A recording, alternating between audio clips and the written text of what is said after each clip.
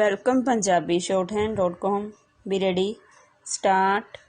ਜੇਕਰ ਪੁਰਾਣੇ ਸਮਿਆਂ ਦੀ ਗੱਲ ਨਾ ਵੀ ਕੀਤੀ ਜਾਏ ਤਾਂ ਦੇਸ਼ ਦੀ ਵੰਡ ਤੋਂ ਬਾਅਦ ਪੰਜਾਬ ਦੇ ਨਾਂ 'ਤੇ ਲਗਾਤਾਰ ਖੇਡੀ ਜਾ ਰਹੀ ਸਿਆਸਤ ਨੇ ਇਸ ਸੂਬੇ ਨੂੰ ਕੱਖੋਂ ਹੌਲਾ ਕਰਕੇ ਰੱਖ ਦਿੱਤਾ ਹੈ। ਡੰਡੀ ਅਜਿਹੀ ਸਿਆਸਤ ਨੇ ਇਸ ਨੂੰ ਵੱਡੀ ਹੱਦ ਤੱਕ ਛੋਟਾ ਅਤੇ ਪੂਰੀ ਤਰ੍ਹਾਂ ਸੁੰਗੇੜ ਕੇ ਰੱਖ ਦਿੱਤਾ ਹੈ। ਡੰਡੀ ਜੇਕਰ ਮਹਾਰਾਜਾ ਰਣਜੀਤ ਸਿੰਘ ਦੀ ਗੱਲ ਕਰੀਏ ਤਾਂ ਇਸ ਦੀਆਂ ਸਰਹੱਦਾਂ ਅਫਗਾਨਿਸਤਾਨ ਨਾਲ ਲੱਗਦੀਆਂ ਸਨ। ਡੰਡੀ ਅੰਗਰੇਜ਼ਾਂ ਦੇ ਸਮੇਂ ਇਹ ਸਰਹੱਦਾਂ ਸਿੰਧ ਦਰਿਆ ਤੋਂ ਲੈ ਕੇ ਦਿੱਲੀ ਦੇ ਨੇੜੇ ਤੇੜੇ ਜਾ ਪੁੱਜਦੀਆਂ ਸਨ। ਡੰਡੀ ਦੇਸ਼ ਦੀ ਵੰਡ ਨੇ 1947 ਵਿੱਚ ਇਸ ਦੇ 2 ਟੋਟੇ ਕਰ ਦਿੱਤੇ ਅਤੇ ਬਾਅਦ ਵਿੱਚ ਸਾਲ 1966 ਵਿੱਚ ਇਸ ਦੇ 3 ਟੋਟੇ ਕਰ ਦਿੱਤੇ ਗਏ। ਡੰਡੀ ਇਸ ਵਿੱਚੋਂ ਹੀ ਹਰਿਆਣਾ ਅਤੇ ਹਿਮਾਚਲ ਪ੍ਰਦੇਸ਼ ਦੇ ਬਹੁਤੇ ਹਿੱਸੇ ਕੱਢ ਦਿੱਤੇ ਗਏ। ਡੰਡੀ ਇੱਥੋਂ ਤੱਕ ਕਿ ਇਸ ਦੀ ਰਾਜਧਾਨੀ ਚੰਡੀਗੜ੍ਹ ਨੂੰ ਲੈ ਕੇ ਵੱਡਾ ਬਖੇੜਾ ਕਰ ਦਿੱਤਾ ਗਿਆ। ਡੰਡੀ ਪਹਿਰਾ ਇਸ ਦੇ ਤਤਕਾਲੀ ਹੁਕਮਰਾਨਾਂ ਅਤੇ ਆਗੂਆਂ ਨੇ ਬਹੁਤੀ ਵਾਰ ਸੂਬੇ ਦੇ ਹਿੱਤਾਂ ਨਾਲੋਂ ਆਪਣੀ ਸਿਆਸਤ ਨੂੰ ਪਹਿਲ ਦਿੱਤੀ। ਡੰਡੀ ਪੰਜਾਬੀ ਸੂਬਾ ਬਣਨ 'ਤੇ ਇਸ ਦਾ ਰਕਬਾ ਮਹਿਜ਼ 362 ਵਰਗ ਕਿਲੋਮੀਟਰ ਦਾ ਹੀ ਰਹਿ ਗਿਆ ਹੈ। ਡੰਡੀ ਬਹੁਤ ਸਾਰੇ ਪੰਜਾਬੀ ਬੋਲਦੇ ਇਲਾਕੇ ਵੀ ਇਸ ਤੋਂ ਵੱਖ ਕਰ ਦਿੱਤੇ ਗਏ ਹਨ। ਡੰਡੀ ਅੱਜ ਇਸ ਛੋਟੇ ਜਿਹੇ ਸੂਬੇ ਵਿੱਚ ਵੀ ਸਿਆਸਤ ਭਾਰੂ ਹੋਈ ਦਿਖਾਈ ਦਿੰਦੀ ਹੈ। ਡੰਡੀ ਕੁਰਸੀਆਂ ਦੀ ਦੌੜ ਲੱਗੀ ਹੋਈ ਹੈ। ਡੰਡੀ ਸੂਬੇ ਦੇ ਭਾਂਡੇ ਖੜਕ ਗਏ ਹਨ। ਡੰਡੀ ਸਾਡੀ ਇਹ ਪੱਕੀ ਰਾਏ ਬਣ ਚੁੱਕੀ ਹੈ ਕਿ ਅੱਜ ਕੋਈ ਵੀ ਪਾਰਟੀ ਇਸ ਦੇ ਹਿੱਤਾਂ ਦੀ ਪਹਿਰੇਦਾਰ ਨਹੀਂ ਬਣਦੀ, ਸਗੋਂ ਮੌਕਾਪ੍ਰਸਤੀ ਦੀ ਸਿਆਸਤ ਜਾਰੀ ਹੈ। ਡੰਡੀ ਅਜਿਹਾ ਕੁਝ ਹੀ ਸੂਬੇ ਦੇ ਪ੍ਰਬੰਧਾਂ ਵਿੱਚ ਦਿਖਾਈ ਦੇ ਰਿਹਾ ਹੈ। ਡੰਡੀ ਅੱਜ ਹਰ ਆਗੂ ਸੂਬੇ ਦੇ ਬੁਨਿਆਦੀ ਢਾਂਚੇ ਦੀ ਮਜ਼ਬੂਤੀ ਜਾਂ ਇਸ ਲਈ ਪੁਖਤਾ ਪ੍ਰਬੰਧਾਂ ਦੀ ਗੱਲ ਨਹੀਂ ਕਰਦਾ, ਸਗੋਂ ਕੁਝ ਨੂੰ ਰਜਾਉਣ ਲਈ ਜਾਦੂਗਰਾਂ ਵਾਂਗ ਆਪਣੇ ਥੈਲੇ 'ਚੋਂ ਕੁਝ ਨਾ ਕੁਝ ਦਿਲ ਲੁਭਾਊ ਮਾਲ ਕੱਢਣ ਵਿੱਚ ਮਸ਼ਗੂਲ ਹੈ। ਡੰਡੀ ਇਹ ਹੀ ਗੱਲ ਨਿੱਤ ਦਿਨ ਕੁਰਸੀਆਂ 'ਤੇ ਬੈਠੇ ਸਿਆਸਤਦਾਨਾਂ ਵੱਲੋਂ ਨਵੇਂ ਜ਼ਿਲ੍ਹੇ ਬਣਾਉਣ ਦੀ ਮੰਗ 'ਤੇ ਢੁਕਦੀ ਹੈ। ਡੰਡੀ ਅਜਿਹੇ ਐਲਾਨ ਕਰਦਿਆਂ ਜਾਂ ਅਜਿਹੀ ਮੰਗ ਕਰਦਿਆਂ ਕਿਸੇ ਨੇ ਕਦੀ ਵੀ ਇਹ ਗੱਲ ਦੀ ਗੁਣਵੱਤਾ ਵੱਲ ਧਿਆਨ ਨਹੀਂ ਦਿੱਤਾ। ਡੰਡੀ ਜੇ ਕਿਸੇ ਇਲਾਕੇ ਦਾ ਵਿਅਕਤੀ ਉੱਚੀਆਂ ਸਿਆਸੀ ਪੌੜੀਆਂ ਚੜ੍ਹ ਗਿਆ ਤਾਂ ਉਹ ਆਪਣੇ ਇਲਾਕੇ ਦਾ ਇਸ ਤਰ੍ਹਾਂ ਪੱਖ ਪੂਰਦਾ ਨਜ਼ਰ ਆਇਆ ਜਿਵੇਂ ਉਸ ਨੇ ਕੋਈ ਬਹੁਤ ਵੱਡੀ ਪ੍ਰਾਪਤੀ ਕਰ ਲਈ ਹੋਵੇ। ਡੰਡੀ stop. Welcome Punjabi shorthand.com B ready start.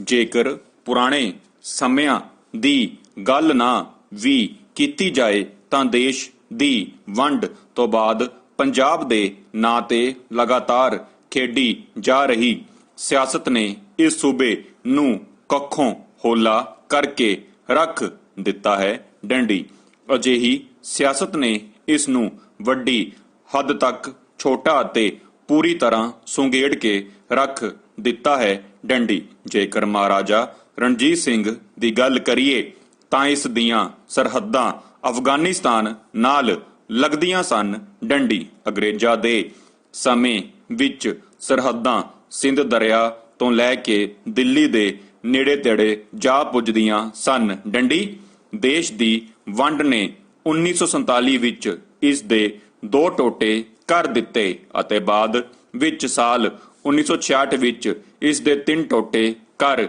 ਦਿੱਤੇ ਗਏ। ਡੰਡੀ ਇਸ ਵਿੱਚੋਂ ਹੀ ਹਰਿਆਣਾ ਅਤੇ ਹਿਮਾਚਲ ਪ੍ਰਦੇਸ਼ ਦੇ ਬਹੁਤੇ ਹਿੱਸੇ ਕੱਢ ਦਿੱਤੇ ਗਏ। ਡੰਡੀ ਇੱਥੋਂ ਤੱਕ ਕਿ ਇਸ ਦੀ ਰਾਜਧਾਨੀ ਚੰਡੀਗੜ੍ਹ ਨੂੰ ਲੈ ਕੇ ਵੱਡਾ ਬਖੇੜਾ ਕਰ ਦਿੱਤਾ ਗਿਆ। ਡੰਡੀ ਪਹਿਰਾ ਇਸ ਦੇ ਤਤਕਾਲੀ ਹੁਕਮਰਾਨਾਂ ਅਤੇ ਆਗੂਆਂ ਨੇ ਬਹੁਤੀ ਵਾਰ ਸੂਬੇ ਦੇ ਹਿੱਤਾਂ ਨਾਲੋਂ ਆਪਣੀ ਸਿਆਸਤ ਨੂੰ ਪਹਿਲ ਦਿੱਤੀ। ਡੰਡੀ ਪੰਜਾਬੀ ਸੂਬਾ ਬਣਨ ਤੇ ਇਸ ਦਾ ਰਕਬਾ ਮਹਿਜ 50,362 ਵਰਗ ਕਿਲੋਮੀਟਰ ਦਾ ਹੀ ਰਹਿ ਗਿਆ ਹੈ। ਡੰਡੀ ਬਹੁਤ ਸਾਰੇ ਪੰਜਾਬੀ ਬੋਲਦੇ ਇਲਾਕੇ ਵੀ ਇਸ ਤੋਂ ਵੱਖ ਕਰ ਦਿੱਤੇ ਗਏ ਹਨ। ਡੰਡੀ ਅੱਜ ਇਸ ਛੋਟੇ ਜਿਹੇ ਸੂਬੇ ਵਿੱਚ ਵੀ ਸਿਆਸਤ ਭਾਰੂ ਹੋਈ ਦਿਖਾਈ ਦਿੰਦੀ ਹੈ। ਡੰਡੀ ਕੁਰਸੀਆਂ ਦੀ ਦੌੜ ਲੱਗੀ ਹੋਈ ਹੈ। ਡੰਡੀ ਸੂਬੇ ਦੇ ਭਾਂਡੇ ਖੜਕ ਗਏ ਹਨ। ਡੰਡੀ ਸਾਡੀ ਇਹ ਪੱਕੀ ਰਾਏ ਬਣ ਚੁੱਕੀ ਹੈ ਕਿ ਅੱਜ ਕੋਈ ਵੀ ਪਾਰਟੀ ਇਸ ਦੇ ਹਿੱਤਾਂ ਦੀ ਪਹਿਰੇਦਾਰ ਨਹੀਂ ਬਣਦੀ, ਸਗੋਂ ਮੌਕਾ ਪ੍ਰਸਤੀ ਦੀ ਸਿਆਸਤ ਜਾਰੀ ਹੈ। ਡੰਡੀ ਅਜਿਹਾ ਕੁਝ ਹੀ ਸੂਬੇ ਦੇ ਪ੍ਰਬੰਧਾਂ ਵਿੱਚ ਦਿਖਾਈ ਦੇ ਰਿਹਾ ਹੈ। ਡੰਡੀ ਅੱਜ ਹਰ ਆਗੂ ਸੂਬੇ ਦੇ ਬੁਨਿਆਦੀ ਢਾਂਚੇ ਦੀ ਮਜ਼ਬੂਤੀ ਜਾਂ ਇਸ ਲਈ ਪੁਖਤਾ ਪ੍ਰਬੰਧਾਂ ਦੀ ਗੱਲ ਨਹੀਂ ਕਰਦਾ, ਸਗੋਂ ਲੋਕਾਂ ਨੂੰ ਰਿਝਾਉਣ ਲਈ ਜਾਦੂਗਰਾਂ ਵਾਂਗ ਆਪਣੇ ਥੈਲੇ ਚੋਂ ਕੁਝ ਨਾ ਕੁਝ ਦਿਲ ਲੁਭਾਊ ਮਾਲ ਕੱਢਣ ਵਿੱਚ ਮਸ਼ਗੂਲ ਹੈ। ਡੰਡੀ ਇਹੀ ਗੱਲ ਨਿਤ ਦਿਨ ਕੁਰਸੀਆਂ ਤੇ ਬੈਠੇ ਸਿਆਸਤਦਾਨਾਂ ਵੱਲੋਂ ਨਵੇਂ ਜ਼ਿਲ੍ਹੇ ਬਣਾਉਣ ਦੀ ਮੰਗ ਤੇ ਢੁਕਦੀ ਹੈ। ਡੰਡੀ ਅਜਿਹੇ ਐਲਾਨਾਂ ਕਰਦਿਆਂ ਜਾਂ ਅਜਿਹੀ ਮੰਗ ਕਰਦਿਆਂ ਕਿਸੇ ਨੇ ਕਦੀ ਵੀ ਇਸ ਗੱਲ ਦੀ ਗੁਣਵੱਤਾ ਵੱਲ ਧਿਆਨ ਨਹੀਂ ਦਿੱਤਾ। ਡੰਡੀ ਜੇ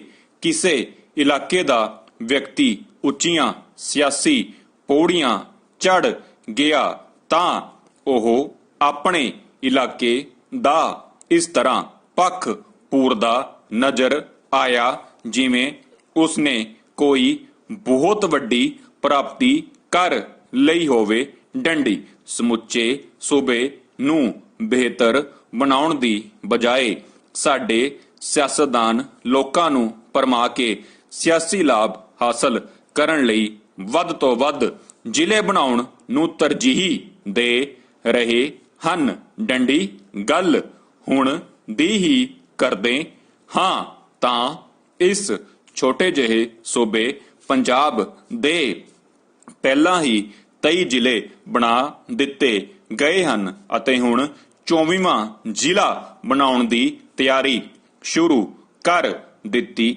ਗਈ ਹੈ। ਡੰਡੀ ਬਟਾਲੇ ਨੂੰ ਜ਼ਿਲ੍ਹਾ ਬਣਾਉਣ ਦੀ ਚਰਚਾ ਜ਼ੋਰਾਂ ਤੇ ਹੈ। ਡੰਡੀ ਸੂਬੇ ਵਿੱਚ ਸੜਕਾਂ ਦਾ ਜਾਲ ਵਿਛਿਆ ਹੋਇਆ ਹੈ, ਪਰ ਨੇਤਾਵਾਂ ਨੂੰ ਥੋੜੇ ਬਹੁਤ ਪ੍ਰਸ਼ਾਸਕੀ ਕੰਮਾਂ ਲਈ 20-25 ਕਿਲੋਮੀਟਰ ਦਾ ਸਫ਼ਰ ਵੀ ਦੂਰ ਦੁਰਾਡਾ ਲੱਗਣ ਲੱਗਾ ਹੈ। ਡੰਡੀ ਗੁਰਦਾਸਪੁਰ ਚੋਂ ਹੀ ਪਹਿਲਾਂ ਪਠਾਨਕੋਟ ਨੂੰ ਜ਼ਿਲ੍ਹਾ ਬਣਾਇਆ ਗਿਆ?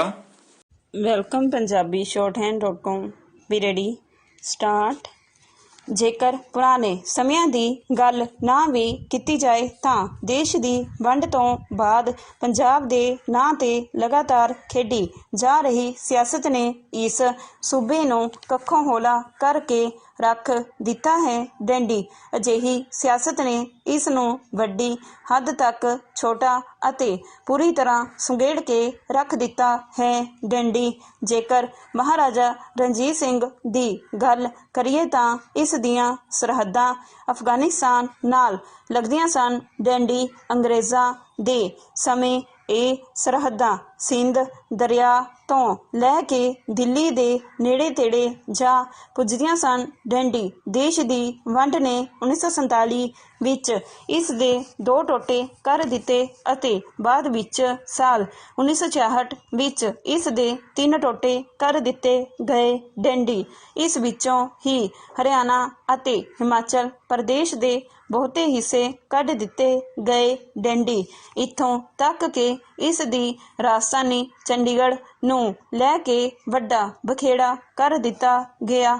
ਡੈਂਡੀ ਪਹਿਰਾ ਇਸ ਦੇ ਤਤਕਾਲੀ ਹੁਕਮਰਾਨਾਂ ਅਤੇ ਆਗੂਆਂ ਨੇ ਬਹੁਤੀ ਵਾਰ ਸੂਬੇ ਦੇ ਹਿੱਤਾਂ ਨਾਲੋਂ ਆਪਣੀ ਸਿਆਸਤ ਨੂੰ ਪਹਿਲ ਦਿੱਤੀ। ਡੈਂਡੀ ਪੰਜਾਬੀ ਸੂਬਾ ਬਣਨ 'ਤੇ ਇਸ ਦਾ ਰਕਬਾ ਮਹਿਜ਼ 50,362 ਵਰਗ ਕਿਲੋਮੀਟਰ ਦਾ ਹੀ ਰਹਿ ਗਿਆ ਹੈ। ਡੈਂਡੀ ਬਹੁਤ ਸਾਰੇ ਪੰਜਾਬੀ ਬੋਲਦੇ ਇਲਾਕੇ ਵੀ ਇਸ ਤੋਂ ਵੱਖ ਕਰ ਦਿੱਤੇ ਗਏ ਹਨ। ਡੈਂਡੀ ਅੱਜ ਇਸ ਛੋਟੇ ਜਿਹੇ ਸੂਬੇ ਵਿੱਚ ਵੀ ਸਿਆਸਤ ਭਾਰੂ ਹੋਈ ਦਿਖਾਈ ਦਿੰਦੀ ਹੈ।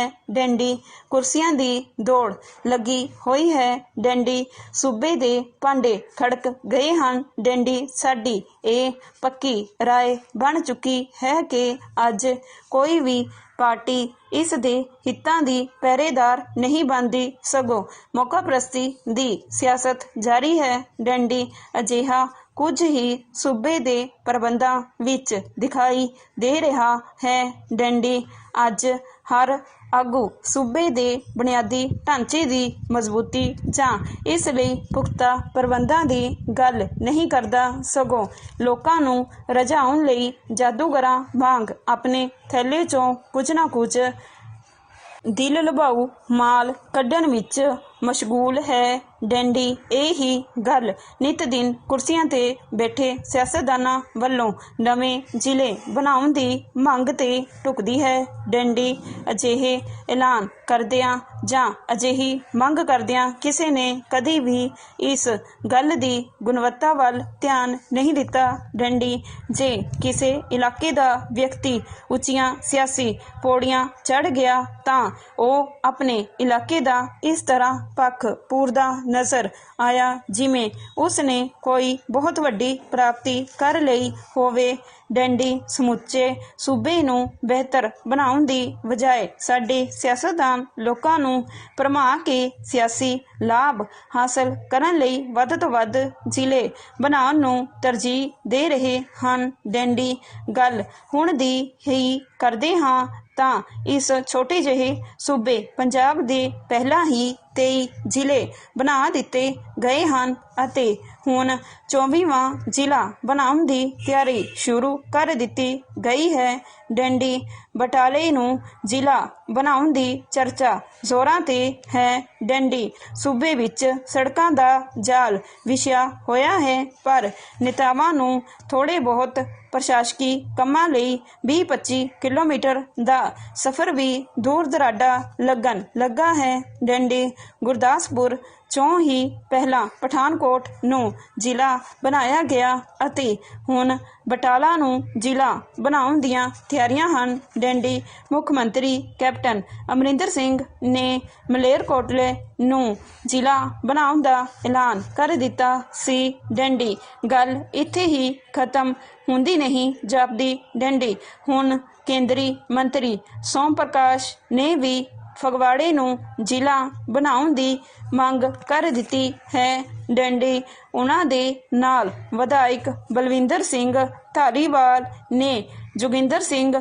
ਮਾਨ ਵਰਗੇ ਵੱਡੇ ਸਥਾਨਕ ਆਗੂ ਵੀ ਇਸ ਮੰਗ ਵਿੱਚ ਸ਼ਾਮਲ ਹੋ ਗਏ ਹਨ ਤਾਂ ਜੋ ਉਹ ਵੀ ਇਸ ਦੌੜ ਵਿੱਚ ਪਿੱਛੇ ਨਾ ਰਹਿ ਜਾਣ। ਡੰਡੀ ਇੱਥੇ ਹੀ ਬਸ ਨਹੀਂ, ਖੰਨਾ ਦੇ ਵਿਧਾਇਕ ਗੁਰਕੀਰਤ ਸਿੰਘ ਕੋਟਲੀ ਨੇ ਆਪਣਾ ਤੀਰ ਚਲਾਉਂਦਿਆਂ ਸਟਾਪ